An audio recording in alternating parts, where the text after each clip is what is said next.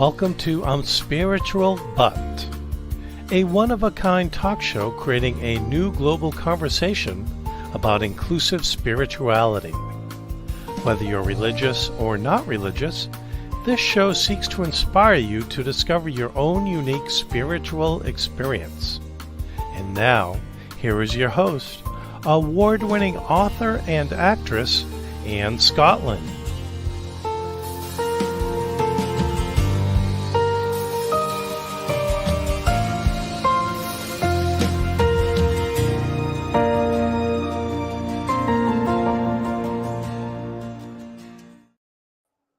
Hello and welcome back to I'm Spiritual But. So excited to have you here today and thank you for joining us again. Please do like and subscribe on whatever platform you're watching, and so we can keep this coming to you every Wednesday at 9 a.m. Pacific and 12 noon Eastern. I'm Spiritual But is a show about inclusive spirituality. It's a show that brings a new global conversation to the table where we can talk about what it means to be spiritual, regardless of our different persuasions, and how my many guests experience spirituality in their own journey. And even if you don't like the word spirituality, this is still the place for you because, as you know, the show is called I'm Spiritual But. So what does that look like for different people, whether you're religious or not religious? But mostly we just focus on making everyone welcome. It's inclusive, and we're not trying to teach you anything that you don't want to know. We're not trying to sell you anything. We're not putting pressure. We're just saying, let's have a chat about what's working for other people, what has brought their spirituality to the next level. So thank you for joining us. Now, I'm super excited because I've been looking forward to our guest today, Alessandro Ferullo, and I'm going to tell you just a little bit about him right now. He is an Italian gentleman. He had an adventurous childhood. An Italian boy, grew up living in all over the countries, many countries of the world, including Indonesia, Italy, Tanzania. See, I'm going to have to ask him how they say that in UK British, but we say Tanzania, Yugoslavia, Turkey, and the UK, all by the ages of 9. Wow, that's one way to start seeing the world.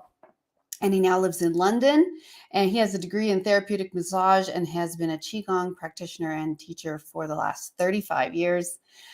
His mission is helping others take more control of their health and well-being. And he's the creator of Flowing Health, teaching others, teaching groups to rebalance their health. So individuals and groups who love to work with Alessandro. I met him through a networking group I have in the UK. And I'm just super excited to have him here. So welcome, Alessandro. Thank you, and lovely to be here. And I love your show. I've been following it, or catching up on all the episodes because you go on every week. So you have some really interesting, inspirational guests, all from different backgrounds. And I love that word inclusive because I think that's something that's really needed these days. And just reminds me of the Dalai Lama's quote, kindness is my religion. And I think kindness is where we're all at, and we need much more of that in the world. So thank you for having me on here.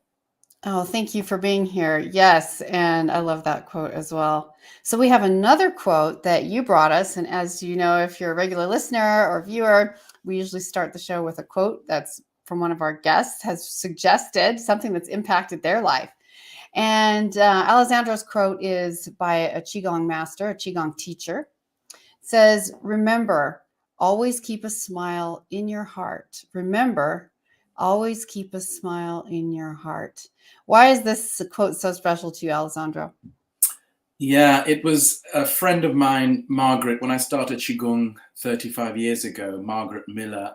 She was a lady, been given 6 months to live, and she started practicing Qigong and lived for 26 years. And we got quite close, and she went to China many years later, met a very well-known Qigong master there.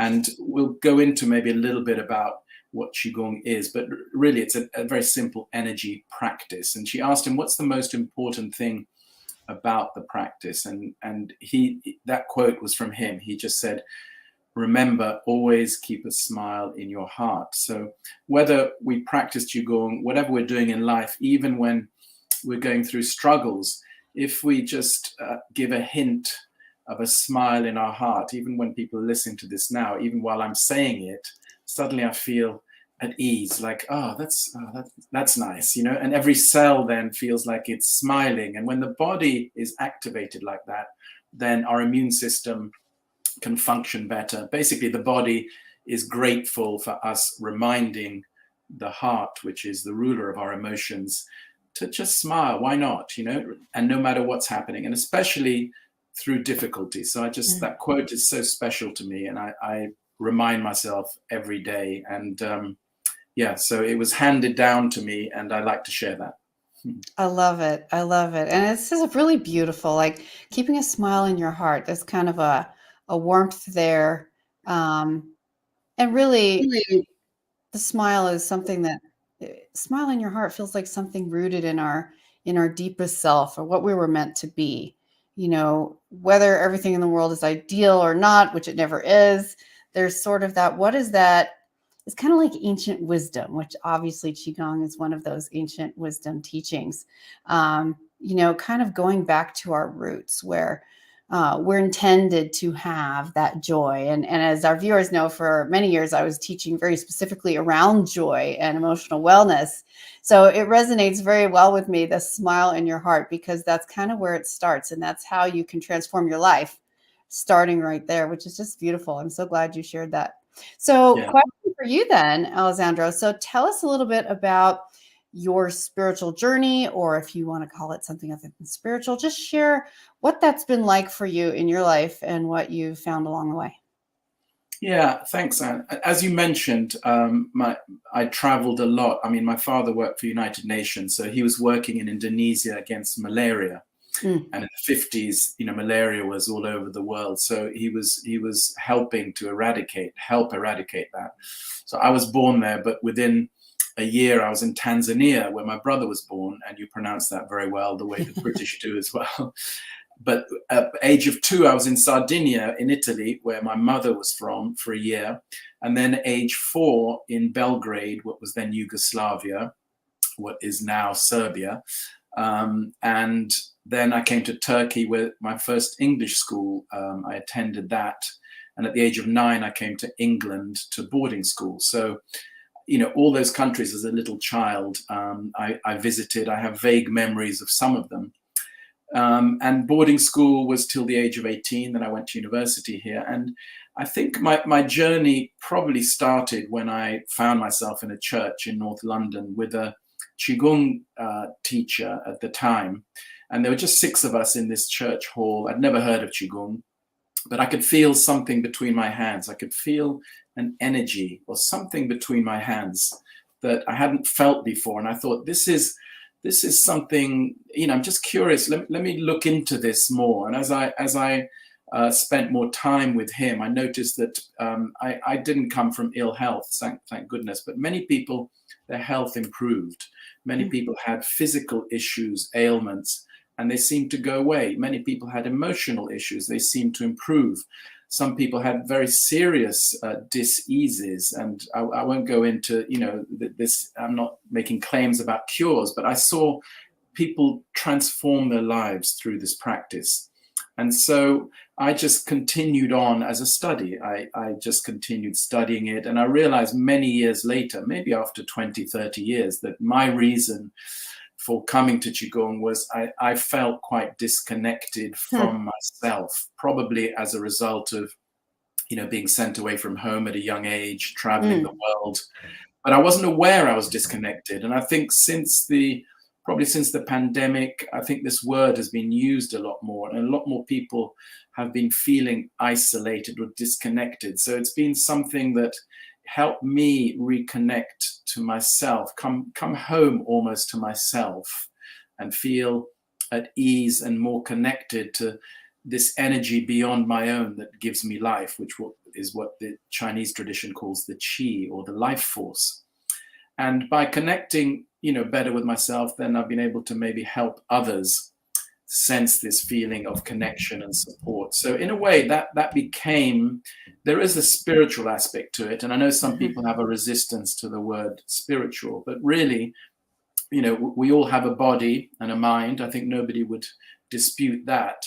but there is something like a mystery also. There's something given to us and taken away from us. And whether we call it spirit, life force, energy, whatever word we use, there's something like a subtle energy there. And I've been just looking into it. I'm so interested in all spiritual traditions. And to me, they all lead to the same thing, which is bringing us home to ourselves, making us, each one of us, realize that we are unique, that we are connected to something limitless beyond us. And when we do that well, whether it's through our own practice or prayer or maybe even religion, then we're in better shape in life. We're not on earth as individual human beings living by ourselves. That's we are human beings, and I think that's what sort of reminded me that this is how it became a kind of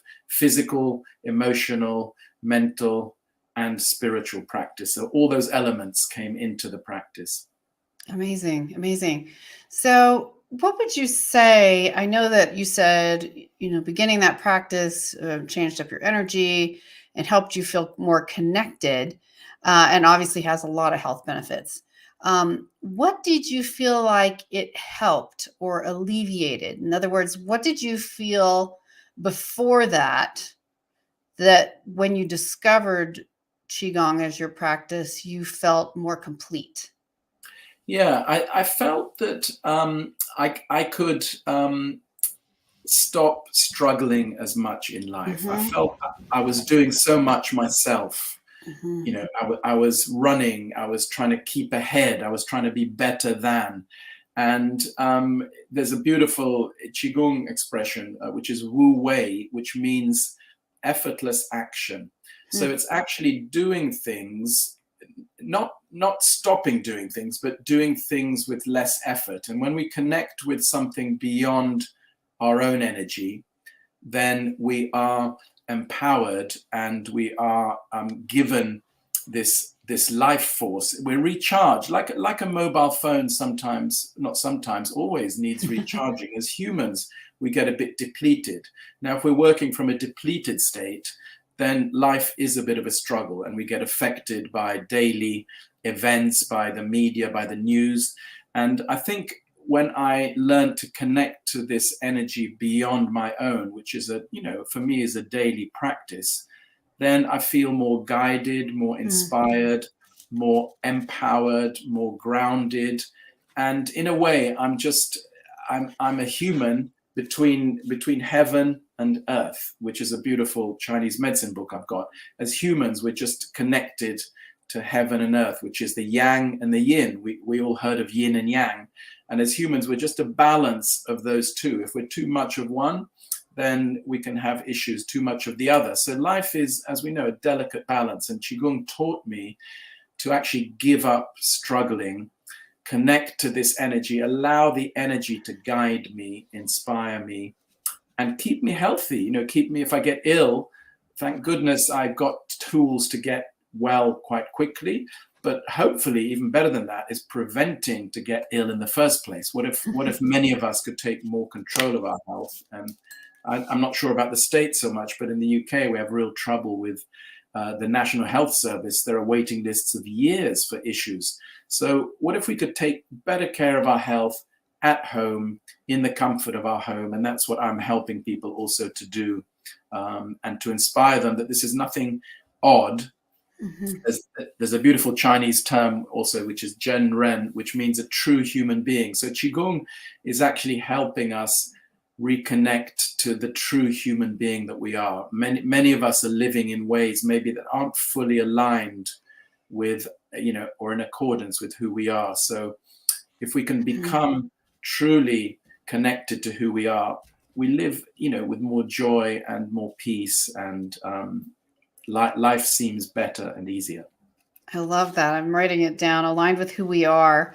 And I loved what you said about giving up the struggle, because I think that's where there's such a deep fight or flight energy that most of us in the Western world are in at almost all the time.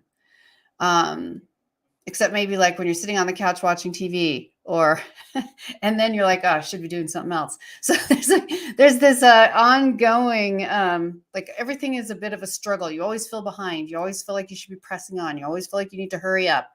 And obviously, those who practice meditation and other forms of, personal practice, which we've talked about many times on this show, they find sort of that oasis in their life where they can just be still.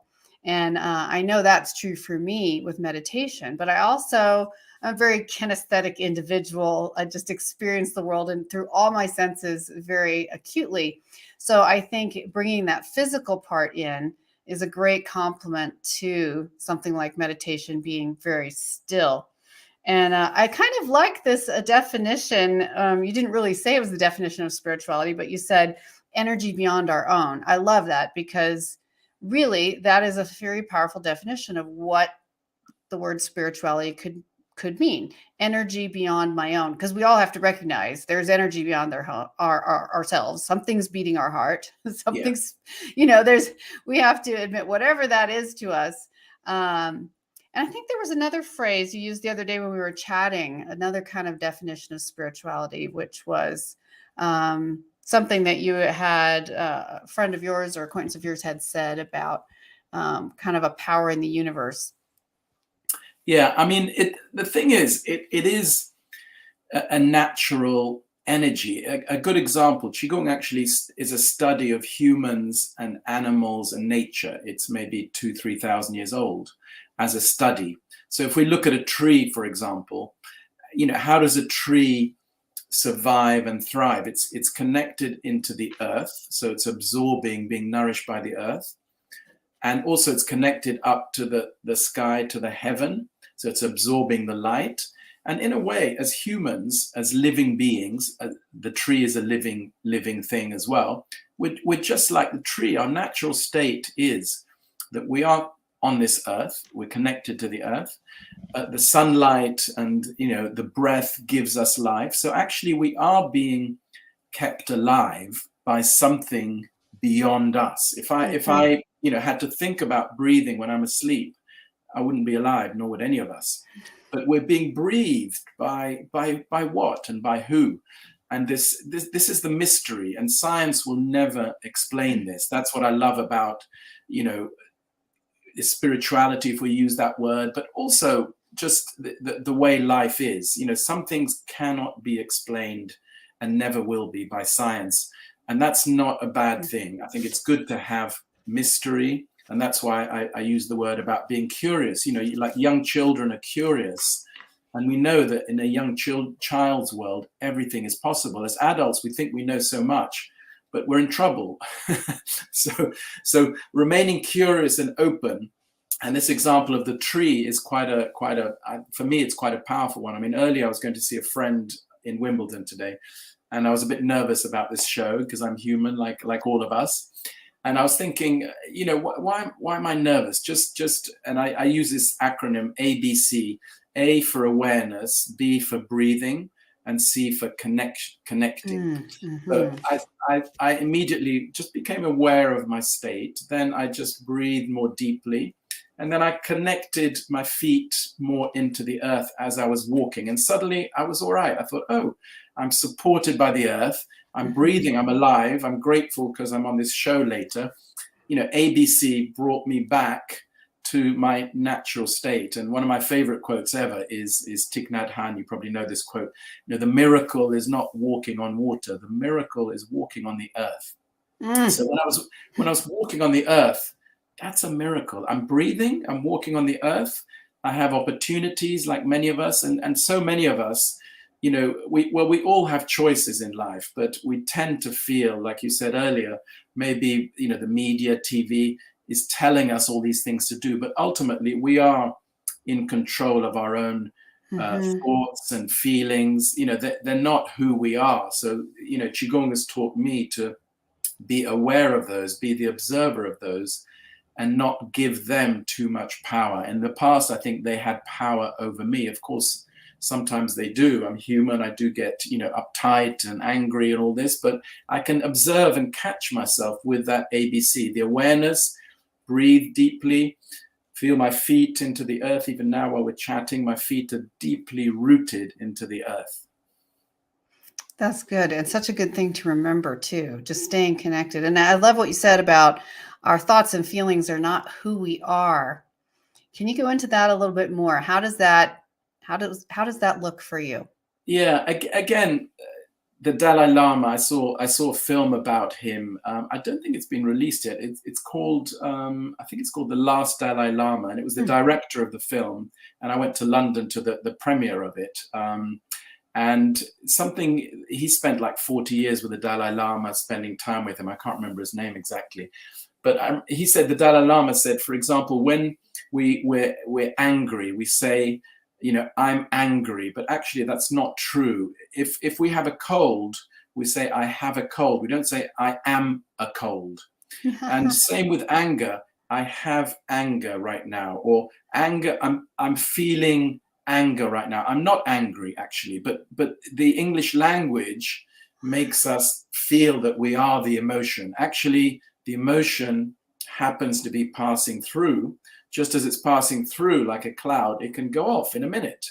And many of us know that. If I think of something, that really made me angry last year, I can be angry in a minute now. But also I can think of something that makes me happy. So we know that the emotions can be created, but just as they can be created, they can be let go of in a very effortless way. Like honor it, not fight it, but allow it to drift off like a cloud. Then the next thing comes. And same with the thoughts. The thoughts are a bit like that. They come and they go, and they come and they go. And if they get stuck, then again, it's up to us to give them space, to allow them to drift off like clouds. And then when the mind slows down, I think that's what you probably notice even in meditation, the thoughts slow down a bit and actually have less of a hold on us as we get into that kind of empty or the gap between the thoughts. And, I've had that experience where the thoughts have completely stopped just for a short time. And that felt quite amazing. So, it's being the observer of the thoughts and the emotions, not the victim of them. And we're human, so it's okay to allow them. In fact, it's really important to allow them. But many people either fight them or they become them. But that's what I meant, to kind of be the observer and honor them and let them go quickly. Like there's a breeze, there's a cloud, it's off, it's gone. Same with the mind. And there's a beautiful Buddhist expression, the mind is limitless as the sky. If we imagine the mind to just be open to the sky, the thoughts are just coming and going and coming and going. It's quite a nice feeling to allow them to drift off. I love that, because so often we're told, and I understand where this is coming from, but if you can control your thoughts, you can control your emotions. And I always think the challenge of the word in there is control. Yes. I think that's where we kind of went spiraling off, because what you're talking about is more of just a state of being, of allowing thoughts to come and go, of not saying, I am my thought or I am my emotion, but I'm observing this thought. I am observing this emotion. I'm experiencing this emotion. I'm not the emotion. I'm experiencing the emotion. And having a little more patience with ourselves. So when you, what do you do when you have, let's say, cyclical thoughts? I can't remember what they're called right now, but anyway, when you obsessivly have the same kind of thoughts over and over. Thoughts or something. Yes, I know. The phrase just escaped me, but I used to, when I was going through a really tough time in my life, I've shared this before, but after a divorce, and was extraordinarily traumatized for like about a year. And I would just obsessively have these cyclical thoughts, these cycling thoughts over and over and over, like trying to solve a problem. Like the mind would just get so busy, like what went wrong? What could I have done differently? Like obsessing. And the place I would like to think the most would sort of relax, I guess, or where you can't get away from yourself with TV or anything else, is in the shower, typically. Yeah. And so I would sit in the shower and I would have these thoughts over and over and over. And I couldn't stop them. Like I couldn't even stop them. And thank God the hot water would run out, because hot water run out, because I also couldn't physically move. I would be almost petrified. Eventually the hot water would run out and I would get cold, and I would say, okay, well, I guess I have to get out.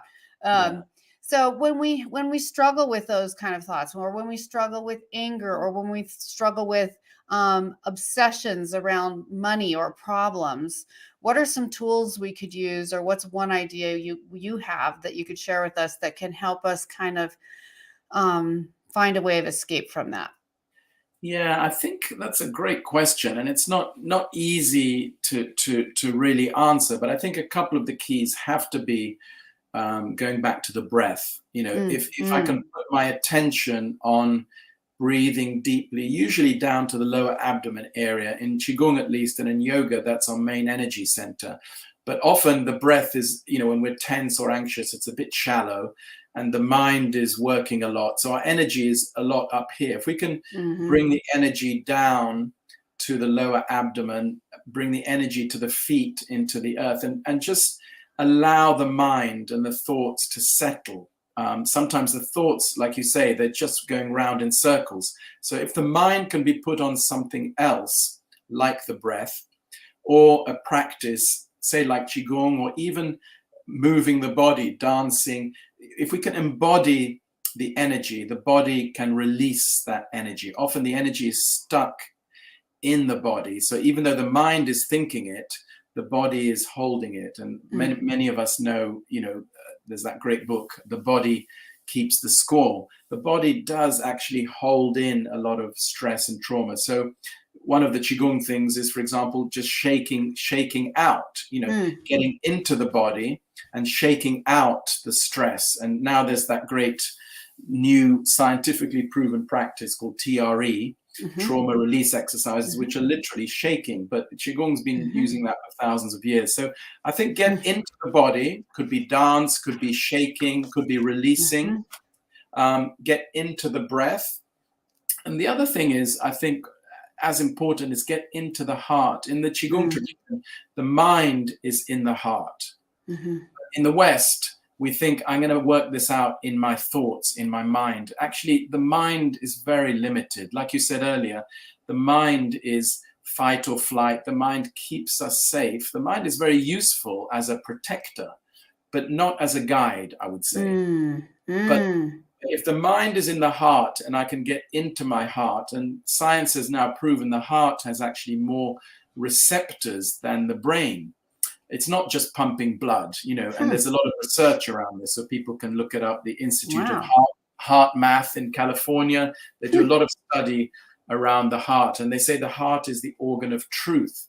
The mind is not. The mind is playing games, it's belief systems, it's just running us ragged, we would say. So what if we could breathe more deeply, do some movement, might be some shaking, but actually get into the heart and really connect with our hearts. And in Qigong, we do quite a lot of practice around, opening the heart and releasing, a lot of sadness. Often emotions are held in the heart.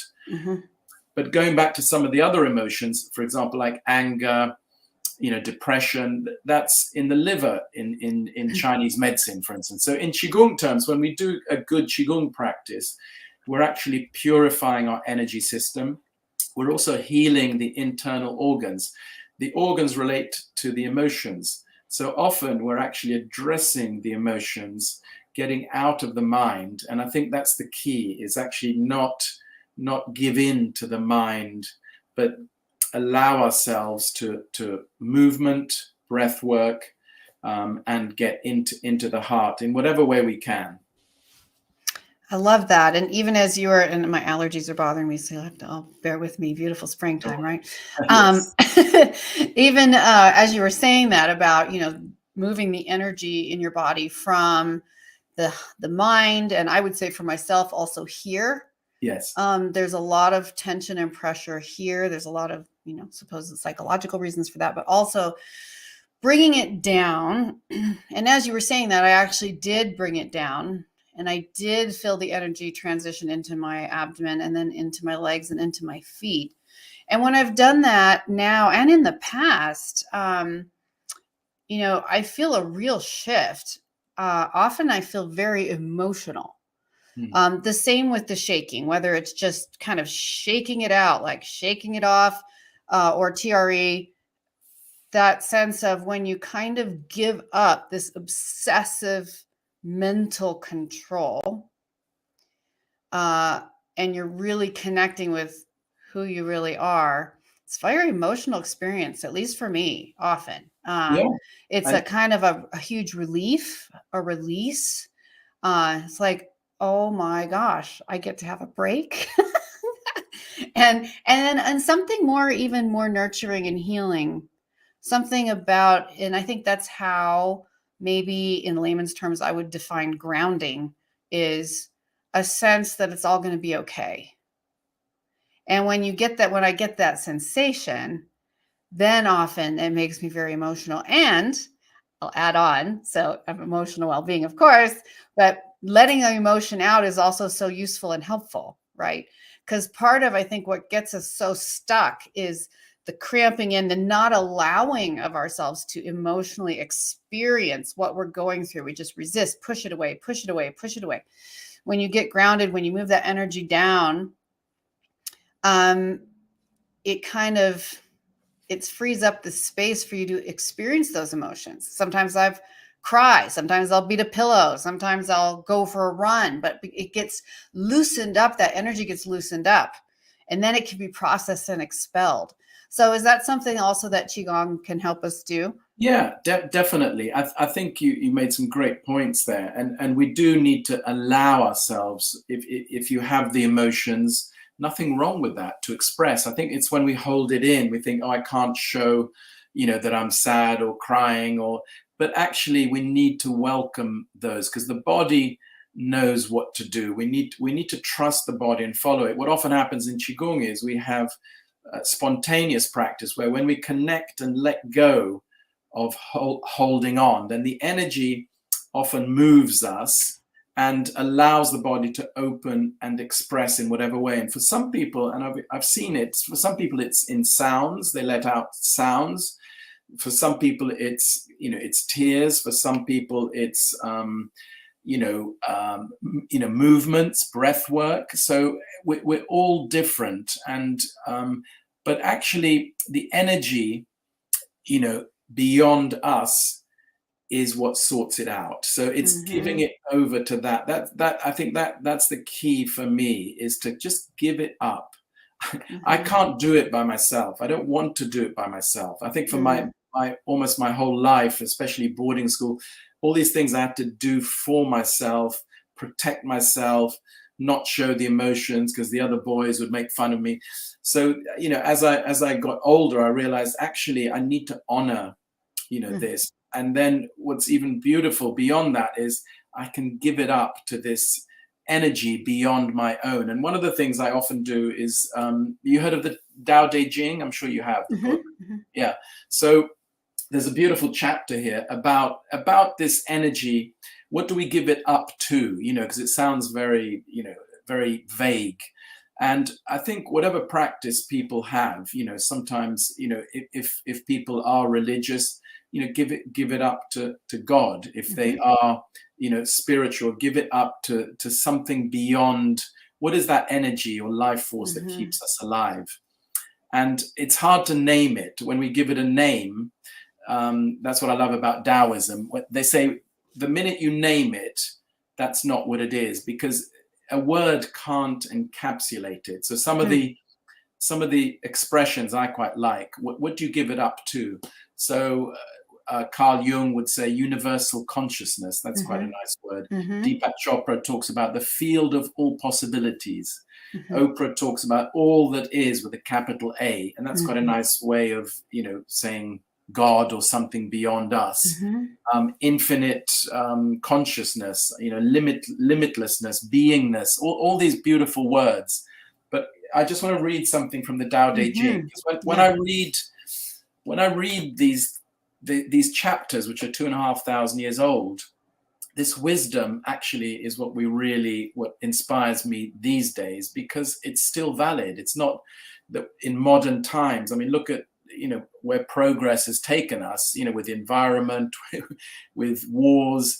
I mean, we're in trouble as humans, So for me, ancient wisdom is often one of the keys to remind myself, what is it that I need to connect to? How can I put words to it? So amazing. Before you read that, just as a quick aside, for all of those of you who are tuned in, watching or listening, if you are watching on one of the platforms, you can send Alessandro a question or comment right now.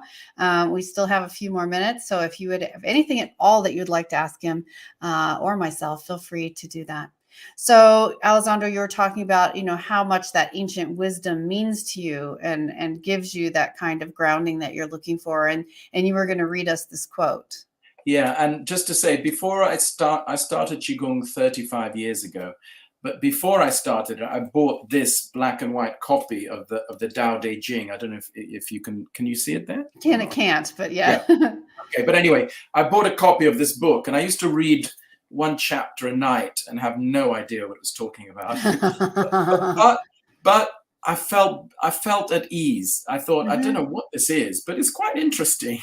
And then when I started practicing Qigong, everything became, not everything, but I really understood so much of this. And one of the things that really gets me now is to remind myself, how little I know. The older I get, it's almost like being more and more curious, being more. And when I feel more and more connected, and I feel more and more supported. So rather than being more in control, like you said earlier, I think control is trouble. How about letting go of the control, which can be a bit frightening, but I would recommend to everybody, just try it out and see what happens, to just let go of that. But let me just read this, how they describe what is this energy, and what is this that gives us life, that keeps us inspired. So this is chapter 25. If people look at the Tao Te Ching, something mysteriously formed, born before heaven and earth, in the silence and the void, standing alone and unchanging, ever present and in motion.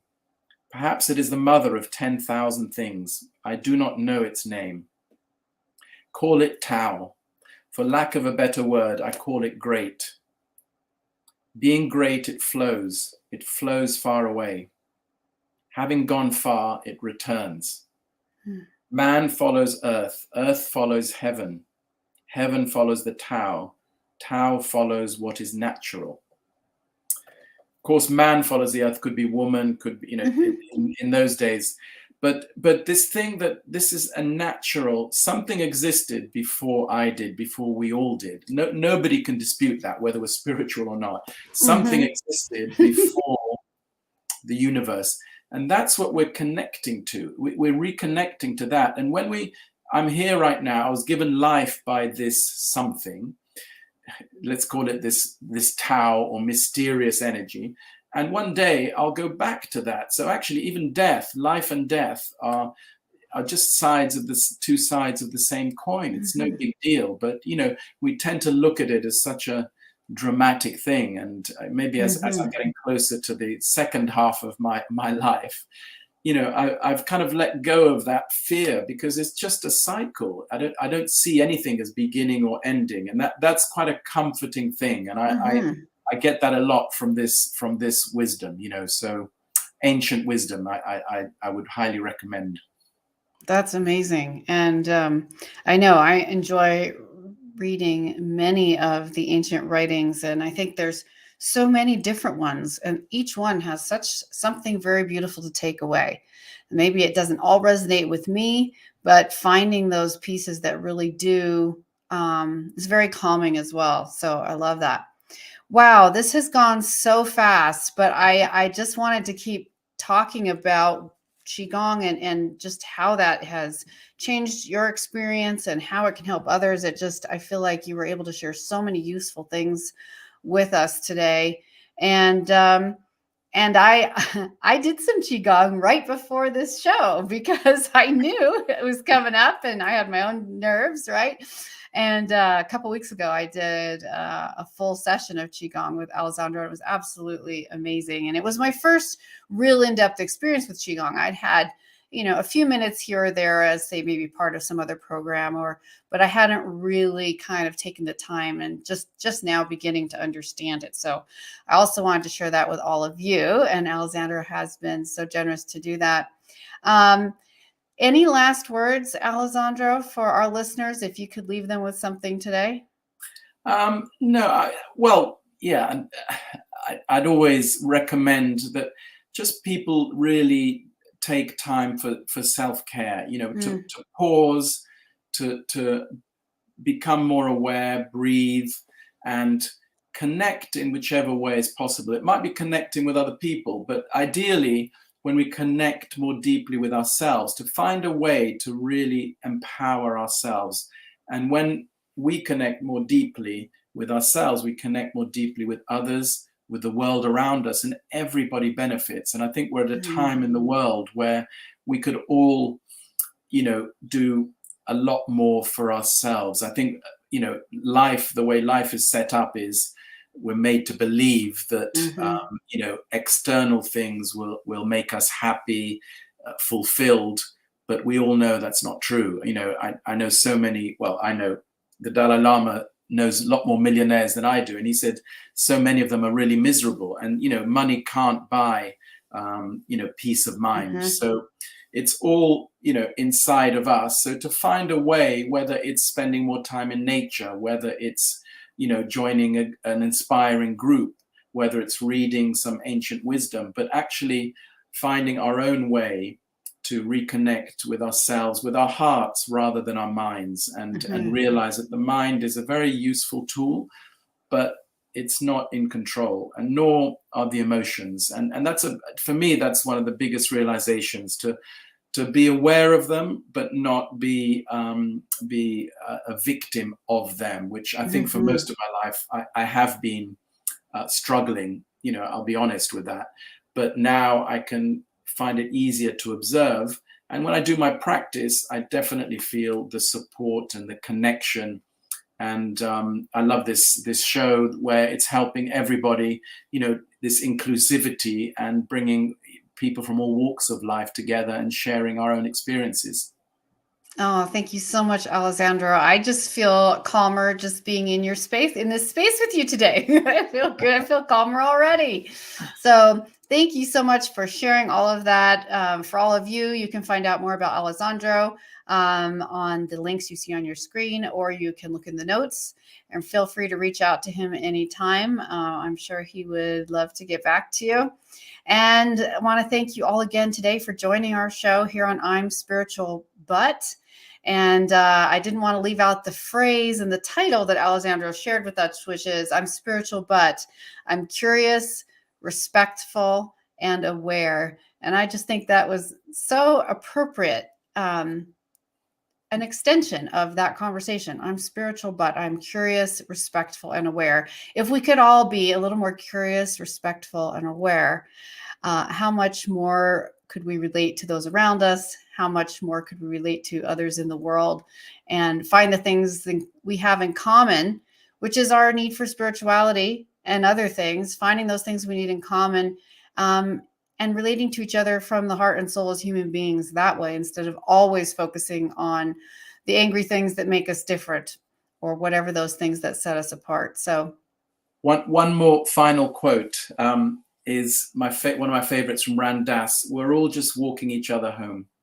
I love that. Oh, I do. I really love that one. We're all just walking each other home. Oh, it's so epitomizes just no matter everything. Where we are, we're all in this together, we're just one energy, one love. We're just walking each other home. So let's do it nicely. Why not?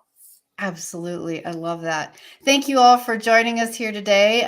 Please do like and subscribe here on USA Global Network or on whatever platform you are listening. And yes, please check out more on the website. I'm spiritualbutt.com and my website, Scottlin.com.